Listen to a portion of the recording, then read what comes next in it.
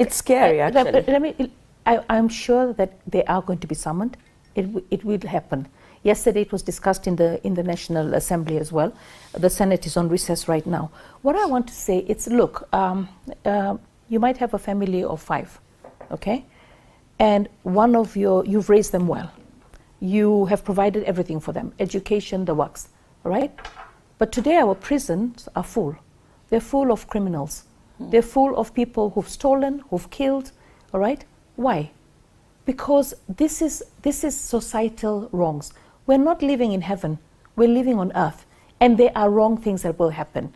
But I don't want, I think when we have a statement here, right, which is defamatory of saying that Wanga is involved, right, is for me, I think the police, the IG, all right, and for me, I'm tired of just issuing statements, all right. I think what we need is to see action. So as a woman leader, all right, I will go on my ground and I talk to my youth and I tell them we don't want this, all right? We don't want this kind of life. But doesn't mean all of them will listen. Just like a mother can raise all her children equally the same, one of them will turn out to be a murderer, okay? So now I want to say we have 2 problems in this country and we all agree.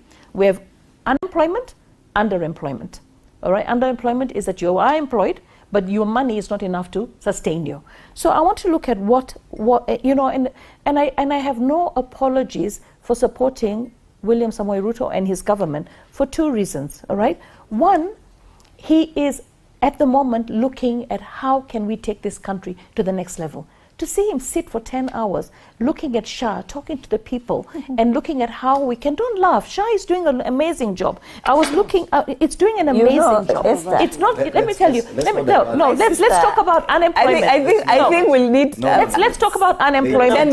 Maybe 2 minutes. You can respond. We'll have another short discussion. No, but let me tell you what, let's do this, okay? Let's look at the housing program. All right, it was a bold thing to go for the housing program. Okay, the other side says they're going to scrap it as soon as they come in. But look at this. Look at this. Yes, because we're trying to build the houses people and get are ready. Withdrawing their deposits. Give me facts that they had paid. Okay. No, it's actually so wait, it was documented. Unemployment. Okay, we're talking about unemployment. Yes. We have to deal with unemployment. Honorable Jen Kuyara said we have to deal with unemployment. Unemployment under the housing project, we have created at least 650,000 jobs. Okay, and these are professional jobs as well as the other jobs.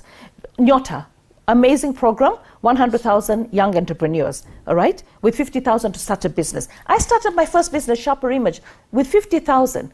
And guess what? I was turning over 100 million in 5 years. So 50,000 is not a little money if you use it well.